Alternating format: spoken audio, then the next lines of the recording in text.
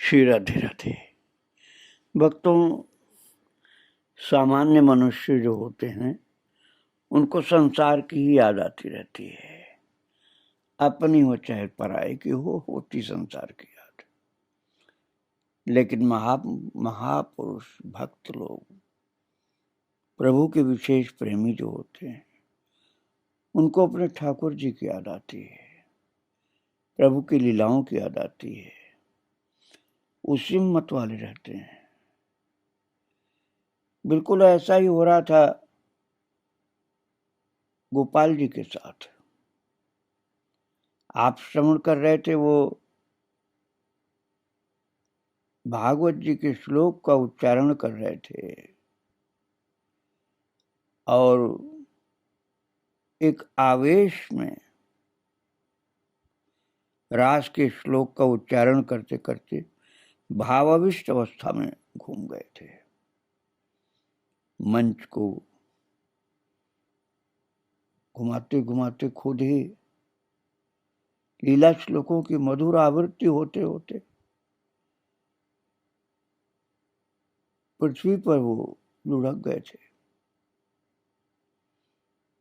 और जब होश में आए तो पूछने पर बताया कि किसी सुसज्जित उद्यान में राधा गोविंद का नृत्य विहार देख रहा था।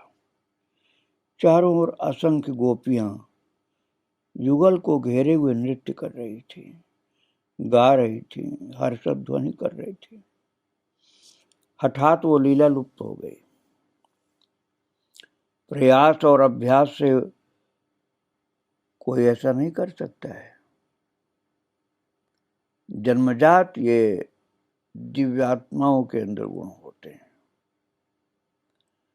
गोपाल क्या थे, ये बात तो संकेत कर रही थी उनकी साथ में घटित होने वाली घटनाएं। वर्तमान उनके भविष्य का परिचायक था। गोपाल के भावावेश प्रसंग में एक और घटना घटी।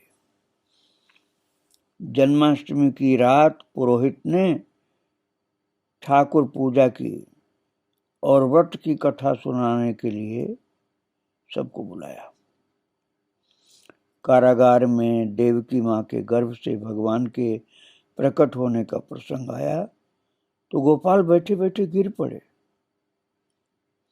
लोगों ने सोचा दिन भर उपवास रखा है, अब वो कमजोरी के कारण, नींद के कारण ऐसा हो रहा है। थोड़ी देर में जब गोपाल रोने और लोटपोट करने लगे तब सब चौंके कि ये क्या है। तो भावाविष्ट अवस्था में गोपाल एक ही बात दोहराने लगे, तस्याम जाता जगन्नाथ कंसारी वसुदेव जब। और ये देख करके पुरोहित ने हरिध्वनि की और भागवत जी का श्लोक पढ़ा, बर्हा पीडम नटवर बपू। ये श्लोक बोल रहे थे, गा रहे थे और भगवान के रूप गुण आदि का वर्णन प्रारंभ किया। लोग कहने लगे, धन्य है गोपाल, साक्षात लीला दर्शन कर रहा है। बड़े भाई जगतबंधु की चेष्टा से गोपाल बड़ी मुश्किल से प्रकृतिस्थ हुए, नॉर्मल हुए। पुरोहित जी ने शेष कार्य पूरे करके उत्सव का समापन किया। बात बात में बार बार गोपाल की देह में अश्रु, कंप, पुलक आदि सात्विक भाव प्रकट होते हैं और उन्हें भावावेश होता था। और वे भाव भक्ति के रस के भोक्ता थे, सब जानते थे। पर इसे लेकर के उनके मन में किसी प्रकार के अभिमत की गंध भी नहीं उठी। कोई आग्रह कर कुछ पूछता तो सहज भाव से कहते, अरे कुछ नहीं, मेरे चित्त की दुर्बलता है। और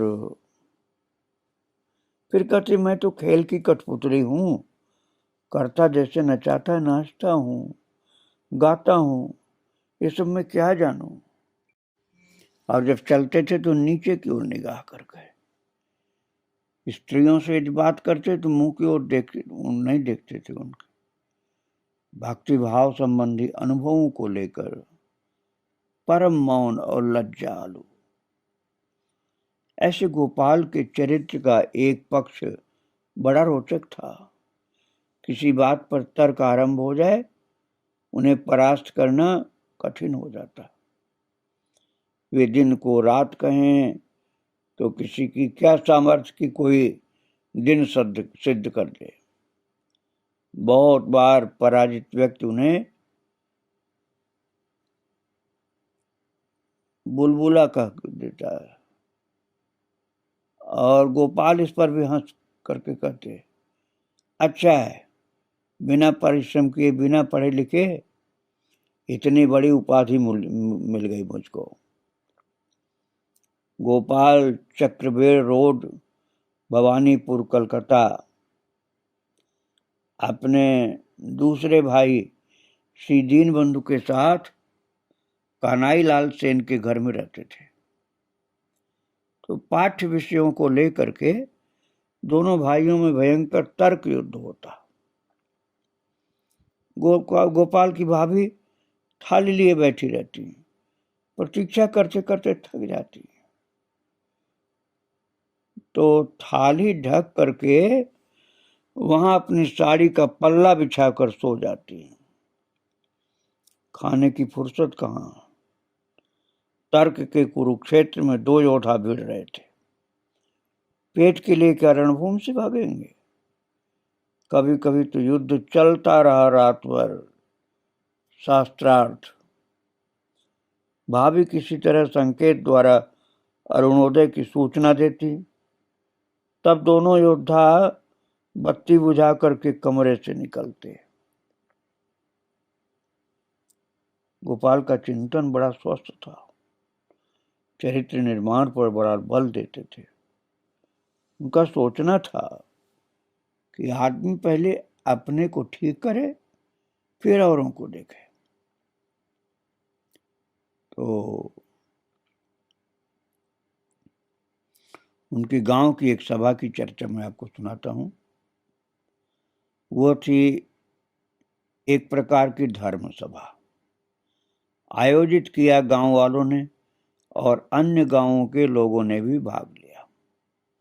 आरंभ में ही सर्वज्ञ बाड़ी के उमेश चंद्र जी ने धर्मालोचना के समय को लेकर प्रश्न खड़ा किया। इस पर एक व्यक्ति ने खड़े होकर के यहां तक कह दिया कि धर्म चर्चा की कोई आवश्यकता नहीं। फिर उसका समय असमय क्या। बड़ा हंगामा मचा। बड़े बुजुर्गों ने हस्तक्षेप करके उस व्यक्ति को बिठा दिया। पता चला गांजे का अधिक सेवन करके उसका मस्तिष्क विकृत हो गया है। जब तक जहां तहां यूं ही बोला करता है। कुछ लोगों ने गोपाल से अपने विचार व्यक्त करने का आग्रह किया, तो बोले, धर्मेण हीना पशु भी समाना। अर्थात जो धर्म से हीन है वो पशु के जैसा है। धर्म चर्चा करना अवश्य कर्तव्य है। इसके लिए समय असमय की बात नहीं होती है। किसकी कब पुकार पड़े क्या कोई बता सकता है। गृहीत इव केशेषु मृत्युना धर्म आचरेत। और सुनते ही लोग बोल पड़े, सुंदर सुंदर, गोपाल ठीक कहते। गोपाल ने बात जारी रखी, मृत्यु केश पकड़कर खींच रही है, इसलिए धर्माचरण करना चाहिए। हम लोग ऐसे लाख उपदेश करते हैं, पर ये बातें क्या मुंह पर और पोथी में रहेंगे। अरे मुंह पर और पोथी में ही नहीं रहेंगी, अपने अपने जीवन में आचरण करके दिखाना चाहिए। शास्त्रकारों ने नाना प्रकार से निर्देश दिया है, पहले निर्जन में स्वयं साधन भजन करके ज्ञान का प्रकाश खोजो। उस ज्ञान आलोक में से अपना जीवन आलोकित करो, फिर वो प्रकाश समाज में दिखाओ। स्वयं कुछ नहीं करेंगे, शेखी मारेंगे और उपदेश देंगे। उपदेश देते समय हम तो व्यासदेव बन जाते हैं। ऐसा उपदेश किस काम का? संसार भोग विलास के मोह में चेतनाहीन हो रहा है, असंभव का स्वप्न देखने में मग्न है। उपदेश दोगे किसे? शासन वाक्य सुनेगा कौन? पहले लोगों को चैतन्य करना होगा, तभी तो सुनेंगे वो कुछ। स्वयं को ही शास्त्र वाक्यों में दृढ़ विश्वास नहीं, श्रद्धा नहीं, और तोते की तरह रटी बातें दोहराते हैं। आवश्यकता है आदर्श की। दृढ़ विश्वास के साथ साधन पथ पर जितना अग्रसर होगे, लोगों की तुम पर उतनी ही दृष्टि पड़ेगी। वे तुम्हारा आदर्श सामने रख करके श्रद्धा से उपदेश सुनेंगे, तदनुसार कार्य करके आगे बढ़ेंगे। धर्म विश्वास जैसी पवित्र चीज और कुछ नहीं।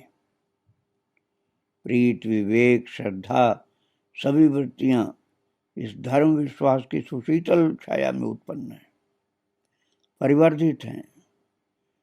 जब तक वो पवित्र भाव हृदय में बद्धमूल नहीं होगा, तब तक हजार उपदेश बहुत से बोलो, उससे कुछ नहीं होगा। महाप्रभु चैतन्य देव की शैली क्या थी? पहले आचरण करो, फिर उपदेश करो।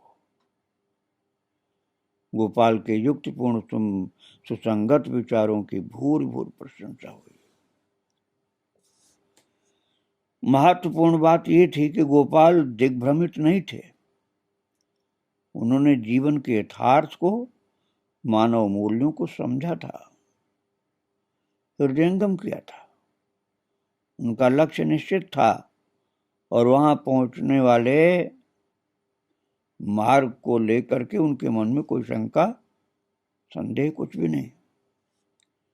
तभी तो उनके विचार इतने सुस्पष्ट और अभिव्यक्ति इतनी सहज स्वाभाविक थी।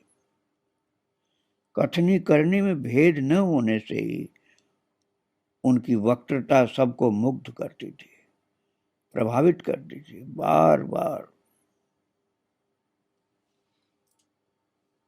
एक बार ग्राम में देवी काली माँ की वार्षिक पूजा पर लोगों ने गोपाल से माँ की महिमा सुनना चाहा।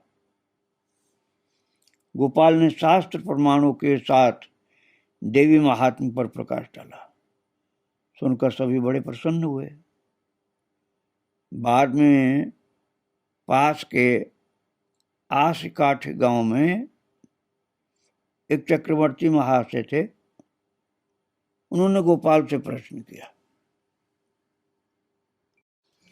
उनका प्रश्न था कि भगवान के रचे जीवों में मनुष्य को प्रधान क्यों माना जाता है? तो गोपाल ने विनम्रता से कहा, परम करुण सर्वशक्तिमान भगवान ने अपनी लीला भंगिमा से इस प्रपंच जगत की सृष्टि की है। सभी पदार्थों में विभिन्न रूपों में अपनी शक्ति का विकास किया है। थोड़े एकाग्र चित्त से सोचें, सत्यदर्शी ऋषियों की बातों का चिंतन करें तो प्राणियों में सर्वश्रेष्ठ मनुष्य को ही मानेंगे आप। कारण क्या है?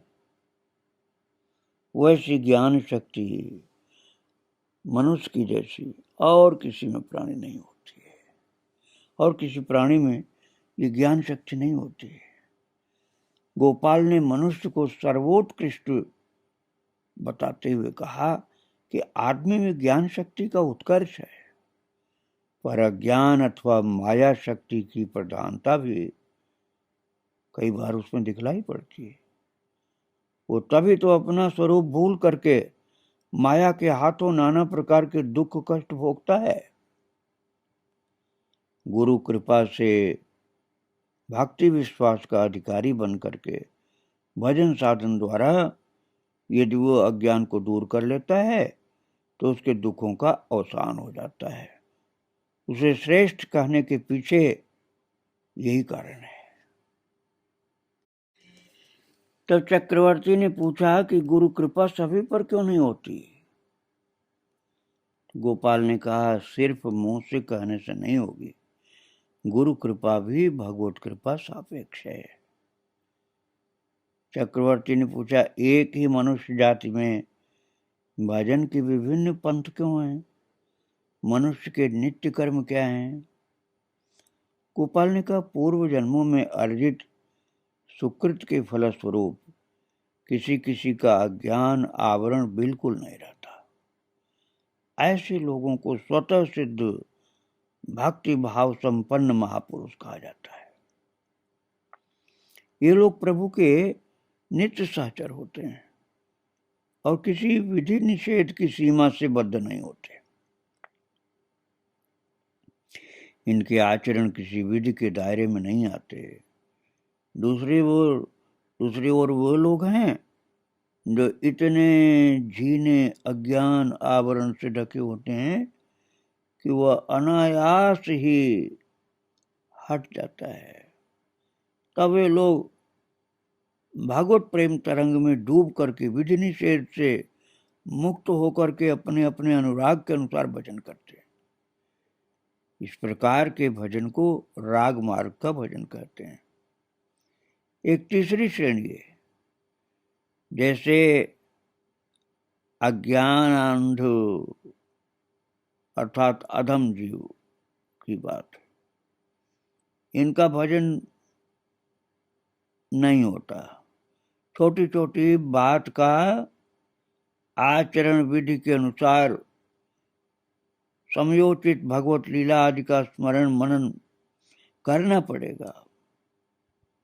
न करने से पाप के भागी बनेंगे। यही शास्त्रों का शासन है, जिसका करना अवश्य कर्तव्य है। न करने से पाप का भागी बनना पड़ता है। उसी को शास्त्रकार नित्य कर्म कहते हैं। नित्य कर्मों को करना बहुत आवश्यक होता है, उसकी अवहेलना नहीं करनी चाहिए। हमारा मन वैसे ही अत्यंत चंचल है, ऊपर से सांसारिक कार्यवश तमाम भागों में बटा रहता है। वह हमें किस गहनतम अंधकार के गर्भ में ले जा रहा है, कुछ ठीक नहीं। रूप ऐश्वर्य स्वास्थ्य भोग विलास, कोई भी पार्थिव वस्तु इस मन को यथार्थ तृप्त नहीं कर सकता है। फलस्वरूप चंचल मन और भी चंचल होकर के जाने क्या क्या करता रहता है। इस चंचल मन को शांत करना है तो पूर्वाचार्यों द्वारा बताई विधि से बड़ी सतर्कता के साथ चलना होगा। हमारे लिए यही प्रथम और प्रधान सोपान है। विधि मार्ग पर चलते हुए गुरुदेव द्वारा बताए भजन साधन में एकांत निष्ठा के साथ लगे रहें। इस मन मधुकर को यदि एक बार उन पद पंकजों का संधान दे दें तो फिर वो भटकेगा नहीं। भ्रमर मधु के लिए गुनगुनाता हुआ इस फूल पर उस फूल पर जाकर बैठता है। मधुयुक्त खिला हुआ फूल पाते ही उसके पंखों की फड़फड़ाहट बंद हो जाती है। वो नीरव निस्पंद मधुपान में विभोर हो जाता है। हमारा मन भी प्रभु के चरण कमलों में उन्हीं के मधुपान में मत्त हो जाए तो ये चाहिए वो चाहिए सब नहीं करेगा। फिर वो लगा जैसे गोपाल के मुंह से प्रवाहित इस सुशीतल मधुधारा का कोई अंत नहीं। चक्रवर्ती महाशय और धैर्य नहीं रख सके। परमानंद से गोपाल को आलिंगन कर लिया और भाव गदगद कंठ से बोले, एक दिन तुम्हारी वेशभूषा और आचरण देख करके आलोचना की थी। इस छोटी सी उम्र में इतनी वाचालता उस दिन नहीं समझ पाया। तुम्हारे भीतर ऐसी प्रतिभा, ऐसे विचार, ऐसा कोमल भाव छिपा है। मैं पंडित होने का अभिमान करता हूं, पर कहाँ है वो पांडित्य? अरे कुछ भी तो अनुभव हुआ नहीं मुझको। केवल नहीं नहीं, खाऊं खाऊं, चाहिए चाहिए, इसी में जीवन बीत गया। और लंबे अनभ्यास और चारों ओर विषाक्त आबो हवा के कारण धर्म भाव, धर्म चर्चा, सात्विक आचार विचार, ये सब भूला जा रहा है मनुष्य। तुम जैसे दो चार आदर्श युवक प्राचीन विचारधारा के प्रचार में लगे तो जगत का मंगल हो। मैं सर्व मंगला जीव कल्याणकारिणी माँ जगदम्बा के निकट कामना करता हूं कि तुम्हारे प्रयास सब तरह से सफल हो। तुम दीर्घजीवी हो, जीवों का कल्याण करो। तुम क्या छोटे क्या बड़े, गोपाल के आचार व्यवहार से सभी प्रभावित थे। सबसे बड़ी बात यह कि प्रतिष्ठा और प्रशंसा के बीच भी गोपाल पूरी तरह संयत एवं सहज रहते थे और किसी कार्य को स्वयं करके भी कर्ता बनने को प्रस्तुत नहीं होते थे। आत्म प्रकाश का अवसर मिलने पर भी आत्मगोपन को ही अंगीकार करते थे।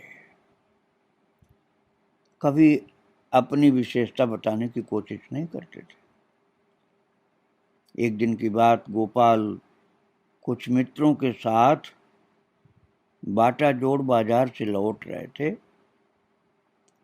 और महिलाड़ा पुल के पास पहुंचे थे कि एक अधेड़ उम्र के व्यक्ति ने उनके पैर छुए। हरिसेना के जमींदार विष्णुचरण सेन उसके दूर के रिश्तेदार थे। तो सेन महाशय, जिनके मकान में गोपाल का उच्च प्राथमिक विद्यालय आरंभ हुआ, इस भद्र पुरुष ने कहा, उस दिन कार्यवश हरिसेना गया था। सौभाग्य से आपके अमूल्य उपदेश सुनने को मिले और मेरी बहुत दिनों की भूल दूर हुई। मैं स्वयं 1000 चेष्टा करके आनंद की एक बूंद नहीं पा सका। अब आपकी कृपा से सदा ये आनंदमयी नामानंद रस में डूबा रहता हूं। आप मेरे प्रथम प्रदर्शक गुरु हैं। पूजा प्रतिष्ठा स्वयं चलकर आ रही, पर गोपाल कहते हैं, भाग भाग। उस भद्र पुरुष से बोले, अरे भाई, तुम्हारे जीवन की उन्नति, आनंद प्राप्ति सब तुम्हारे पूर्व जन्मों की सुकृत का फल है। मेरी बातें निमित्त भर हैं। मेरी बातें तुमने अकेले तो सुनी नहीं। एक ही समय एक ही बात अनेक लोगों के कानों में गई है, पर सभी ने अलग अलग ढंग से ग्रहण किया है। तुम्हारा मन आनंद रस से आप्लुत हुआ है, तुम्हारी साधना के कारण। इसमें मेरा क्या है? निष्कपट भाव से निष्ठा के साथ नियमित रूप से भजन करो, प्रभु का नाम जप करो, सदा उन्हें याद करो। ये चिर मंगलमय है। ये कार्य जीवों का कल्याण करने के लिए होता है। इस विश्वास को हृदय में सदा जागृत रखना। मंगल होगा, परम मंगलमय जीवन हो जाएगा। तो वो भद्र पुरुष बार बार कहे, अरे मेरा काया पलट आपकी दया से हुआ है भाई, मेरे जीवन का परिवर्तन आपकी कृपा से हुआ है। और गोपाल कहे, नहीं, उन दयामय की दया है। वो यहां तक कह बैठा, मेरे दया में आप ही हैं। तो गोपाल ने कहा, छी छी, ऐसा नहीं, ऐसा नहीं, जीव में भगवत बुद्धि रखने से अपराध होता है। जीव नित्य कृष्णदास है, मुझे भगवान कृष्ण का एक छोटा सा दास मानो और कुछ नहीं। इस तरह से जब जब उनकी प्रशंसा की बात आती थी तब तब वो संकोच में पड़ जाते थे।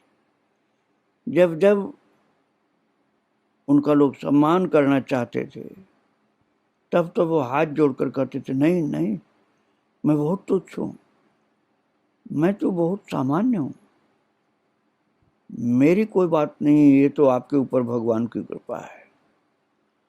इस प्रकार अभिमान के दोष से बच रहे थे वो, और सच्चे भगवत भक्त थे। भक्तों, गोपाल अर्थात जो सखी माँ ललिता देवी दीदी का चरित्र आप सुन रहे हैं, आगे फिर आप सुनेंगे। आज बाल संत गोपाल जी को प्रणाम करके विराम दे रहा हूँ। श्री राधे राधे, जय श्री राधे राधे।